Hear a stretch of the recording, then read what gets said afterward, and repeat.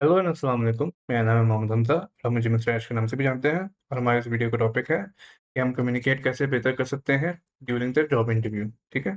तो सबसे पहला पॉइंट है, जो कि सबसे पहला पॉइंट रहेगा कि सबसे पहले आपको प्रिपेयर करना है थॉरली। ठीक है?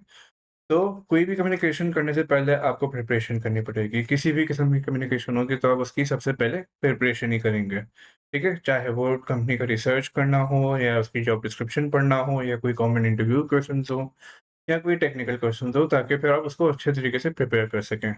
ठीक है? तो कंपनी के रिसर्च में क्या आ गया, उसके वैल्यूज़, उसकी कल्चर, उसने लेटेस्ट क्या किया है, रिसेंट अचीवमेंट्स क्या हैं उसकी, या कोई भी ऐसे सवालात आपसे पूछा जा सकता है कि लाइक फॉर एग्ज़ाम्पल आप कंपनी के बारे में क्या जानते हैं या आपने हमें क्यों चूज़ किया, ऐसी कंपनी क्यों चूज़ की? तो ऐसे सवालात आपसे पूछे जा सकते हैं ड्यूरिंग द इंटरव्यू। ठीक है? फिर आगे कॉमन क्वेश्चंस कौन-कौन से होते हैं, हमने इसकी वीडियो भी बनाई हुई है, वो भी आपको लिंक दिख रहा होगा यहाँ पे। सो बेसिकली उसका ये है कि कौन-कौन से क्वेश्चन हैं, like for example tell me about yourself, strengths and weaknesses, कोई भी एक्स-वाई-ज़ेड सवाल हो सकते हैं। तो पूरी डिटेल हमारी वीडियो बनी हुई है, आप जाके भी देख सकते हैं उसको, ठीक है?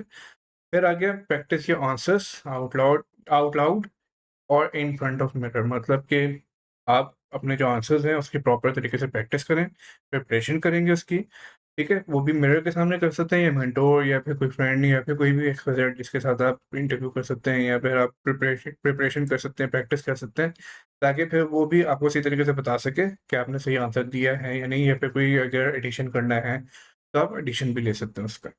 ठीक है? फिर इसके अलावा अगर लाइक फॉर एग्ज़ाम्पल आपसे पूछा जाता है, कोई भी सवाल पूछा जाता है आपसे, तो आप उसको सारे आंसर्स को आपने अपने एग्ज़ाम्पल्स के साथ प्रिपेयर करना है। लाइक फॉर एग्ज़ाम्पल कोई भी आपसे कोई सवाल पूछा जाता है, तो हो सकता है कि लाइक फॉर एग्ज़ाम्पल टैलेंट एक्विज़िशन के हवाले से हो गया, तो आपने क्या एक्सपीरियंस किया था उसमें, या आपके क्या स्किल सेट्स हैं, क्या-क्या चीज़ें हैं, तो आप उसको एग्ज़ाम्पल्स में दे सकते हैं।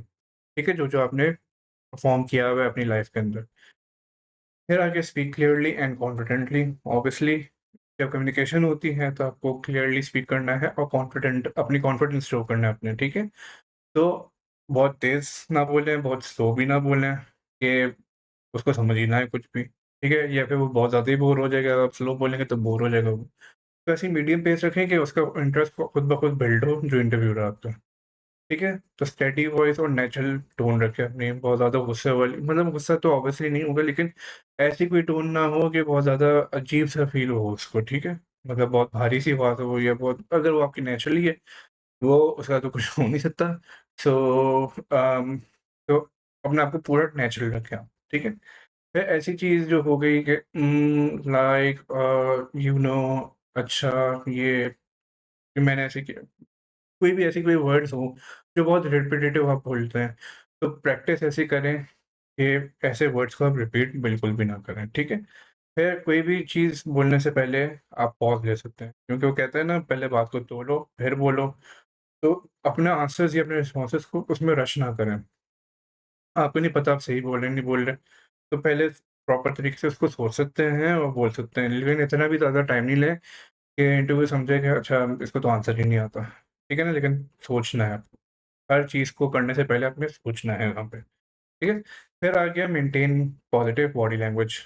अब जो बॉडी लैंग्वेज होती है, जो आप जिस तरीके से वहाँ पे बैठे हुए हैं, कुछ भी कर रहे हैं, तो वो चीज़ सबसे ज़्यादा मायने रखती है, क्योंकि वो भी एक कम्युनिकेशन का पार्ट है, ठीक है? कि आपने अब जो क्या कहते हैं, आपका आई कॉन्टैक्ट है, ऑब्वियसली वो शो करेगा कि हाँ, मैं कॉन्फिडेंट हूँ, मैं ये हूँ, मैं वो हूँ, मैं एंगेजमेंट अब शो हो रही है आपकी, ठीक है? इसके अलावा ऑब्वियसली सिट अप स्ट्रेट, सी तरीके से बैठें, हाथों से ना खेलें, टाँगों को ना ज़्यादा हिलाएँ या बहुत ज़्यादा वो अपने जो हैंड जेस्चर्स हैं उसको यूज़ ना करें, ठीक है? तो हैंड जेस्चर्स भी तब यूज़ करें जब आपको यूज़ करना हो। ज़्यादा यूज़ करेंगे तो वो पता नहीं क्या अजीब-ओ-गरीब ही लग रहा होगा वो, ठीक है? तो वो अच्छा नहीं लगेगा वो। और वो बहुत ज़्यादा इरिटेट भी हो सकते हैं इस चीज़ से, इंटरव्यू जो होगा, ठीक है? बाकी इसके अलावा नोट नोट मतलब कि आप अपना सर हिलाएँ। जब कोई भी चीज़ आप सुन रहे हैं या कोई चीज़ आपको वो बता रहा है, तो ऑब्वियसली अपने सर हिलाना है, कि उसको पता चले कि हाँ, आप सुन रहे हैं। ऐसा नहीं कि बस आप अपनी दुनिया में गुम हैं, वो बोले जा रहा है, ठीक है? फिर एक्टिव लिसनिंग, या लिसन एक्टिवली। तो अब जो कम्युनिकेशन होती है वो बेसिकली टू वेज़ होती है, ठीक है? एक आप बोल रहे हैं और दूसरा वो भी अगर बोल रहा है तो आपने उसको गौर से सुनना है, ठीक है? तो कोशिश करें कि फ़ोकस करें इंटरव्यू पे, वो बोल क्या रहा है और वो चाह क्या रहे हैं आंसर।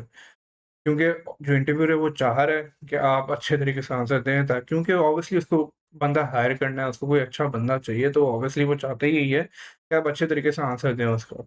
ठीक है? तो फ़ोकस करें इंटरव्यूअर पे, फिर अवॉइड इंटरप्टिंग, के मतलब कि वो अगर कुछ बोल रहा है तो बीच में इंटरप्ट ना करें। गलती से अगर आपसे इंटरप्ट हो भी गया तो फिर भी आप बोल सकते हैं sorry to cut you off, या फिर कोई ऐसी चीज़ फिर कंटिन्यू करें, ताकि फिर उसको भी बुरा ना लगे। वरना अगर आप इंटरप्ट कर देंगे, वो बोल रहे हैं और आपने बीच में बोल दिया, तो फिर बहुत ही अजीब लगेगा उसको, और ये एक तरीके से नेगेटिव पॉइंट चला जाएगा उसमें। ठीक है? फिर paraphrase and summarise the question before answering if necessary, मतलब कि अगर उसने बहुत ज़्यादा सवाल, बड़ा कोई सवाल पूछ लिया है, तो आप उसको रिपीट करके छोटा करके भी बोल सकते हैं कि आपने मुझसे ये सवाल पूछा है, ताकि फिर आपको भी वो पता चल जाए कि सही जवाब क्या हो सकता है इस चीज़ का। ठीक है? इसके अलावा आस्क क्लैरिफाइंग क्वेश्चन्स ऑब्वियसली, कि अगर आपको कोई सवाल समझ नहीं आ रहा, तो डेफ़िनेटली आप उसके बारे में पूछ सकते हैं। ना पूछना, बेहतर यही है कि आप पूछें, क्योंकि ऑब्वियसली अगर आपने गलत जवाब दे दिया, तो आपको पता ही है कैसा क्या हो सकता है। फिर structure your responses well, obviously हर अपने रिस्पॉन्स को आपने एज़ अ स्टार क्वेश्चन, या अपना एज़ अ स्टार रखना है, मतलब स्टार मतलब कि उसने आपको एक सिचुएशन दे दी, आपने उसमें क्या एक्शन अपने आप को असाइन किए थे, फिर आपने नहीं सॉरी क्या टास्क असाइन किए थे, फिर क्या एक्शन आपने लिए उसमें, और क्या रिज़ल्ट आया। ऑब्वियसली पॉज़िटिव रिज़ल्ट्स ही होने चाहिए उस, ठीक है? फिर अपने जो रिस्पॉन्सेज़ है उसको कंसाइज़ और टू द पॉइंट रखें, ज़्यादा ना बोलें, अगर ज़्यादा बोलेंगे तो आपसे गलती भी हो सकती है, ठीक है? फिर होगा शो एंथुसियाज़्म एंड ऑथेंटिसिटी। ठीक है, तो ऑब्वियसली एंथुसियाज़्म शो कैसे हो सकती है, सबसे पहले तो आपकी जो स्माइल है, वो शो करेगा कि भाई आप कॉन्फिडेंट भी हो, एंथुसियास्टिक भी हैं, कि आप इंटरेस्ट शो कर रहे हैं वहाँ पे, ठीक है? फिर हो गया अब जैसे मैं ये ठीक है जो बहुत ज़्यादा बोल रहा हूँ, तो ये वर्ड ना थोड़ा-सा आपको इसको वर्क करना होगा। अभी ऑब्वियसली मैं इंटरव्यू में हूँ नहीं, तो मुझे तो प्रैक्टिस की ज़रूरत नहीं है, लेकिन आपको बहुत ज़्यादा प्रैक्टिस की ज़रूरत होगी, ताकि आप उस वर्ड को भी कंट्रोल कर सकें। फिर speak with enthusiasm about your skills and experiences, अगर आपके कोई एक्सपीरियंसेस या स्किल्स ऐसी कोई गुज़री थी, तो ऑब्वियसली आप उसको बुरा तरीके से शो नहीं करें। आप ऑब्वियसली बोल सकते हैं कि मेरा ये लर्निंग एक्सपीरियंस है, ये था, वो था।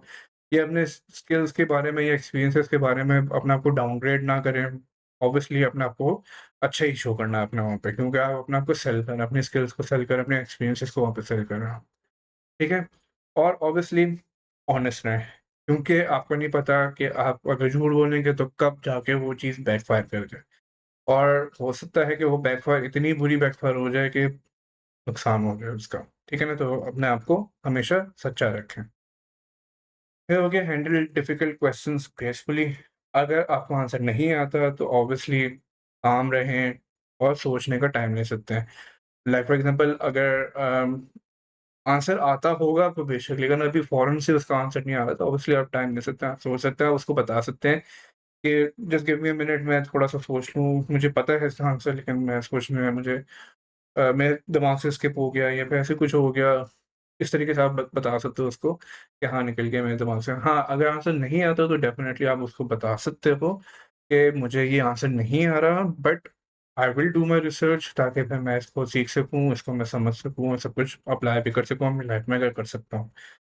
ठीक है? फिर आगे एक्नॉलेज वीकनेसेस, जो आपकी वीकनेसेस हैं उसको आप अच्छे तरीके से शो करें। उसको आप अपनी वीकनेस को ऐसे भी स्ट्रेंथ में भी आप शो कर सकते हैं। लाइक फॉर एग्ज़ाम्पल जैसे मैं बताता हूँ कि मैं रिसर्च बहुत करता हूँ, ठीक है? तो रिसर्चिंग में क्या होगा कि टाइम बहुत कंज़्यूम करता है, तो मेरी वीकनेस हो गई। बट रिसर्चिंग से होता ये है कि बहुत ज़्यादा अच्छे रिज़ल्ट्स आ सकते हैं उससे, कि डिटेल्ड रिसर्च या अच्छा डिटेल तरीके से काम करता है कि कोई भी मार्जिन ऑफ एरर ना आए, ठीक है? और इसके अलावा अगर आप वीकनेस अपनी बता ही रहे हैं, तो आप साथ में ये भी बताएँ कि आप उसको इम्प्रूव कैसे कर सकते हैं, या आप अपने आपकी रूम ऑफ इम्प्रूवमेंट क्या है उसमें, ठीक है? तो हमेशा वीकनेस को ऐसे ही शो करें कि या तो आपकी स्ट्रेंथ हो, या आप उस पे अपने अपना इम्प्रूवमेंट का कोई बनाया हुआ है तरीका। ठीक है? फिर अगर आपके कोई नेगेटिव एक्सपीरियंसेस हैं, तो उसको लर्निंग अपॉर्च्युनिटीज़ में शो करें कि मेरे साथ ये हुआ था, मेरे साथ वो हुआ था। अगर वो पूछता भी है फॉर एग्ज़ाम्पल आपसे कि कोई ऐसे कोई चीज़ बताएँ कि आपसे कोई गलती हुई, पूछ सकते हैं आपसे, पूछ सकते हैं कि कोई ऐसी चीज़ हुई हो, लाइक फॉर एग्ज़ाम्पल अगर आप किसी लड़ाई में पड़ गए हों, कि कोई ऐसी चीज़ हुई हो, या फिर कोई आर्गुमेंट हुई हो, तो उसमें क्या चीज़ आपने की? तो आपने उसको ऐसे ही बताना है कि वो अच्छे तरीके से आप उसको शो कर सकें ऑब्वियसली, ठीक है ना? फिर आप उसमें ये भी बता सकते हैं कि मैंने उसमें ये लर्न किया, मैंने उसमें ये वो लर्न किया, ठीक है? फिर आगे आस्क थॉटफुल क्वेश्चन्स। तो आखिर में जैसे वो पूछता है कि like for example if you have any questions, तो आप उसमें ये भी सवाल पूछ सकते हैं कि भाई आपकी टीम में कितने मेंबर्स हैं, मतलब उस डिपार्टमेंट में कितने मेंबर्स हैं, ये भी पूछ सकते हैं। कंपनी का कल्चर पूछ सकते हैं कि कंपनी का कल्चर कैसा है और ग्रोथ अपॉर्चुनिटीज़ क्या हैं, या फिर कंपनी की ग्रोथ अपॉर्चुनिटीज़ क्या हैं और ये सारी चीज़ें, और कंपनी को कितना टाइम हो गया लगेगा। अगर फॉर एग्ज़ाम्पल स्टार्टअप है, तो कंपनी का ये भी पूछ सकते हैं कि भाई कोई गारंटी है, मतलब गारंटी तो ऑब्वियसली अब ऐसे सवाल तो पूछ नहीं सकते कि उस उनको बुरा लग जाए कि भाई ये तो बस ये सोच रहा है कि हमारा तो टाइम ही पूरा होने वाला है, या फिर इसको कोई गारंटी नहीं है कि हमारे हम ग्रो भी कर सकते हैं, ठीक है ना? तो ऐसे सवाल तो बिल्कुल भी ना पूछें। बस ये पूछें कि ग्रोथ अपॉर्च्युनिटीज़ क्या हैं कंपनी की और आपकी, ठीक है? फिर ऐसे क्वेश्चंस अवॉइड करें, लाइक फॉर एग्ज़ाम्पल अगर आपकी जेडी में है वो और आपको ऑब्वियसली इसका पता है, तो आप उसके सवालात ना पूछें तो बेहतर होगा। हाँ, अगर कोई आपको समझ नहीं आ रहा है, लाइक फॉर एग्ज़ाम्पल कोई जॉब डिस्क्रिप्शन में ऐसा कोई वर्ड लिखा हुआ है या कोई ऐसे कोई सेंटेंस लिखा हुआ है जो आपको समझ नहीं आ रहा, तो डेफ़िनेटली वो क्लेरिफ़ाई कर सकते हैं, क्योंकि आगे पिछले में भी लिखा हुआ था कि आस्क क्लेरिफाइंग क्वेश्चंस, तो आप क्लेरिफ़ाई कर सकते हैं डेफ़िनेटली, कोई बुरी बात नहीं है इस चीज़ में। ठीक है, फिर हो गया प्रैक्टिस विद मॉक इंटरव्यूज़। अब मॉक इंटरव्यूज़ आपको प्रैक्टिस करनी है किस तरीके से, कि मतलब किसी दोस्त के साथ कर सकते हैं, अपने मेंटर के साथ कर सकते हैं, करियर कोचेज़ के साथ कर सकते हैं। बेहतर यही है कि आप मेंटोर्स और करियर कोचेज़ के साथ करें, क्योंकि वो आपको प्रॉपर तरीके से गाइडेंस देंगे। जो फ्रेंड्स होते हैं ना, आपको नहीं पता कि आपके फ्रेंड आपका प्रॉपर फ्रेंड है भी या नहीं, आपको प्रॉपर तरीके से बताना नहीं बता रहा। मैं अपने एक्सपीरियंस से अगर बताऊँ तो भाई कोई फ्रेंड होता नहीं है वैसे भी, ठीक है ना? बहुत सारे के अच्छे फ्रेंड भी होते हैं, कुछ के नहीं भी होते हैं, तो इट ऑल डिपेंड्स, ठीक है ना? तो ज़्यादा बेहतर ये है कि आप अपने मेंटोर्स या करियर कोचेज़ रखें, ताकि फिर आप उसके साथ मॉक इंटरव्यू भी तैयारी कर सकें और अपने करियर जो पाथ अपने जनरेट करना है या फिर जिस तरीके से आपने चलना है, वो भी आपको अच्छे तरीके से गाइड कर सके, ठीक है? इसके अलावा आप अपना आप रिकॉर्ड करेंगे आप कि आपने अपने क्वेश्चंस के कैसे आंसर दिए थे। आपको खुद पता चल जाएगा कि कहाँ पे मेरी रूम ऑफ इम्प्रूवमेंट है, कि मैंने बहुत ज़्यादा तेज़ बोल दिया, कि मैंने बहुत स्लो बोला है, क्या किया मैंने। तो वो सारी चीज़ें आपको रिकॉर्डिंग करके पता चल सकती हैं कि आप कैसे हैं, ठीक है? तो अपना फीडबैक भी ले सकते हो, जैसे कि मेंटर्स और कैरियर कोचेस होते हैं, तो वो आपको अच्छे तरीके से फीडबैक भी देंगे कि आपकी टोन क्या थी, क्लैरिटी थी नहीं थी, कॉन्फिडेंस था नहीं था, ज़्यादा आप शेकी तो नहीं हो रहे थे। और अगर कोई सवाल का आपने गलत भी जवाब दिया है, तो डेफ़िनेटली वो आपको आंसर भी प्रॉपर तरीके से करके दे सकते हैं। ठीक है? फिर आ गया फ़ॉलो-अप प्रोफ़ेशनली। तो जो कम्युनिकेशन होती है, वो लाइव इंटरव्यू तक नहीं होती। इंटरव्यू जब खत्म हो जाता है, उसके बाद भी आपकी कम्युनिकेशन जारी होती है, वो जो कि पार्ट होता है एक फ़ॉलो-अप का, ठीक है? तो फ़ॉलो-अप भी बेसिकली ऐसा होता है कि आप जिस तरीके का फ़ॉलो-अप करोगे, उसी तरीके से आपको रिज़ल्ट भी आ सकता है, बहुत दफ़ा ऐसा होता भी है। कि लाइक फॉर एग्ज़ाम्पल अगर आप अपने फ़ॉलो-अप में थोड़ा रूड हो रहे हो कि भाई आपने मुझे आप मुझे कोई रिस्पॉन्स ही नहीं दे रहे, ये नहीं कर रहे, वो नहीं कर रहे। तो अब कुछ पता नहीं है कि वो रिक्रूटर हो सकता है किसी काम में बिज़ी हो, या फिर वो और भी इंटरव्यूज़ ले रहा हो, आपको नहीं पता, वो उसी को पता होता है, ठीक है? तो अगर आप रूड हो जाएँगे और आपके अगर चांसेस बन रहे होंगे, तो डेफ़िनिटली फिर आपके चांसेस खत्म हो जाएँगे। तो अपनी रूडनेस को ना थोड़ा-सा कम करें आप लोग, ठीक है? फिर within the 24 hours thank you email उनको भेजें कि भाई आपने मुझे अपॉर्च्युनिटी दी, कि इस तरीके से आपने मुझे अपॉर्च्युनिटी दी कि मैं इस पार्ट बन सकूँ, या फिर आपने मुझे इस इंटरव्यू के लिए बुलाया, तो उसके लिए थैंक यू कर सकते हैं। और ऐसे ये भी शो कर सकते हैं आप फॉलो-अप इंटरव्यू में कि मैं इस तरीके से मैं कंपनी का पार्ट बनना चाहता हूँ, मैं ये इम्प्रूवमेंट लाऊँगा, मैं ये इम्प्रूवमेंट लाऊँगा, मैंने अपने एक्सपीरियंसेस में ये किया था, तो मैं ये इम्प्रूवमेंट लाऊँगा। थोड़ी-सी रिपिटिशन आप जो इंटरव्यू में आपने किया था, वो आप कर भी सकते हैं, बट वही जो एक छोटा-सा पैराग्राफ भी लिख सकते हैं, 1-2 लाइन भी लिख सकते हैं, it all depends on you, ठीक है? फिर कोई अगर आपको कोई की पॉइंट ऐसा लगा कि ड्यूरिंग द इंटरव्यू आपको वो पसंद आया था, तो आप वो एक इंटरव्यू में हाइलाइट कर, मतलब एक फ़ॉलो-अप मैसेज या फिर ईमेल या जो जिस तरीके से आप कम्युनिकेट कर सकते हैं, उसमें आप हाइलाइट करके बता सकते हैं कि मुझे ये चीज़ बहुत अच्छी लगी थी, ये अच्छा लगा, वो अच्छा लगा। तो ये चीज़ आप डिस्कस कर सकते हैं, ठीक है? तो ये थे सारे पॉइंट्स कि आप कम्युनिकेट कैसे कर सकते हैं अच्छे तरीके से ड्यूरिंग द इंटरव्यू। तो अगर आपको ये वीडियो पसंद आई है तो हमारे चैनल को ज़रूर सब्सक्राइब कीजिएगा, और अगर आप ऐसी ही वीडियोज़ चाहते हैं कि हम और बनाएँ, या फिर अगर आप किसी टॉपिक पे बनवाना चाहते हैं तो हमें कमेंट में बता सकते हैं, ठीक है? तो हम कोशिश करेंगे हम उस पे वीडियो बना सकें, अगर वो रिलेटेड टू करियर या जॉब सीकिंग गाइडेंस होगी, ठीक है? So thank you for your time. अल्लाह हाफ़िज़।